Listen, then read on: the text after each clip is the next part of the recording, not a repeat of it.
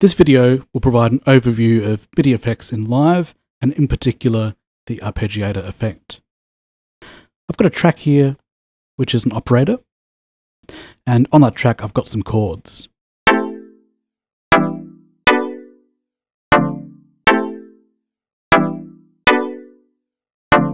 And what I'd like to do is add an arpeggiator to this track so that I can arpeggiate these chords. Now, being a MIDI effect, the arpeggiator is going to be located in the MIDI effects category. And we can see that we've got the arpeggiator right here. As you'd expect, there are some presets for it, but what I'm going to do is just use the default blank arpeggiator and go through some of the functions and features of it. To add a MIDI effect, I'm going to put the MIDI effect before the instrument. And this is indicative of the fact that the arpeggiator, as well as any other MIDI effect, is going to be changing and processing the note data that's going into the synthesizer, as opposed to our audio effects, which process and change the waveforms and the actual audio signals coming out of the synthesizer. In this way, we can use MIDI effects to change things like pitch, velocity, and other MIDI types of data. I've added the arpeggiator here, and let's just have a listen to this default setting.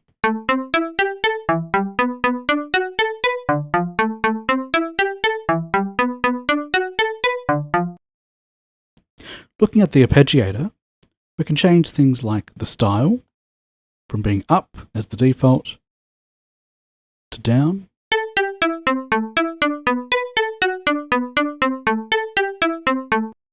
and any number of options.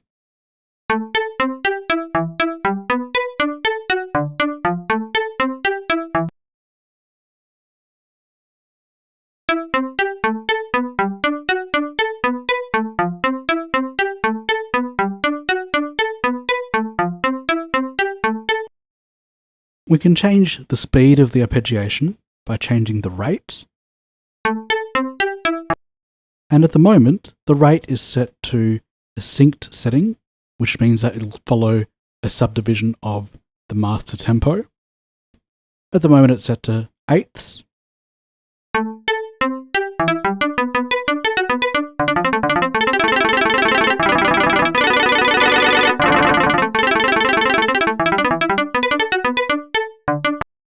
However, we can also change this from being a synced rate to being a free rate.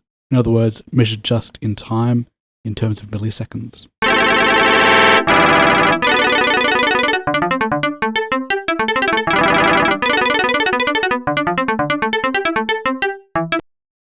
The gate parameter changes the length of note relative to other notes in the arpeggio. So we can change it from 1% up to 200%.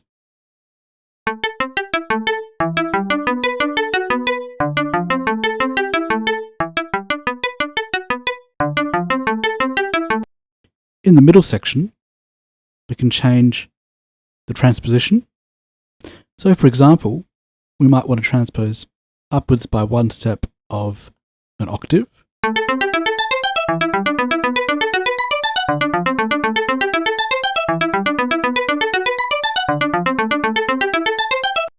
Or only a fifth.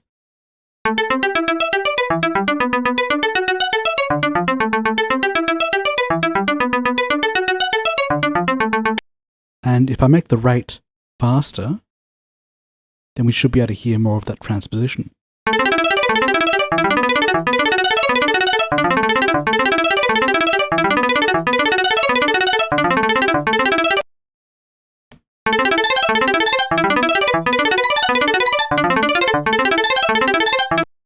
And we can have additional steps of that transposition if we would like.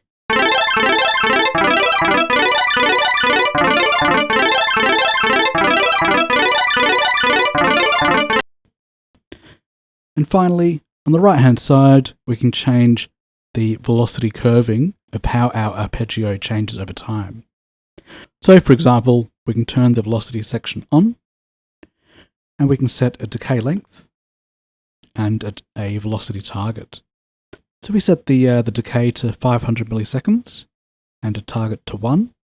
This means that as soon as the arpeggio starts, it's going to take 500 milliseconds for the velocity to decay down to 1.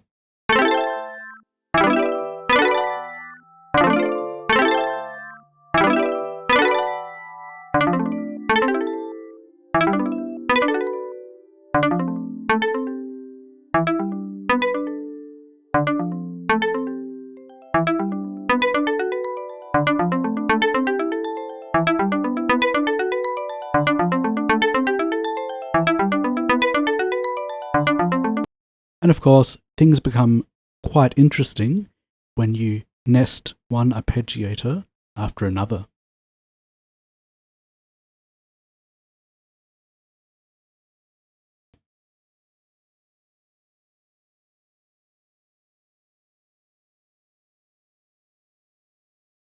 So all I'm doing there is changing the gate, the rate, the decay, and the target, as well as the transposition settings.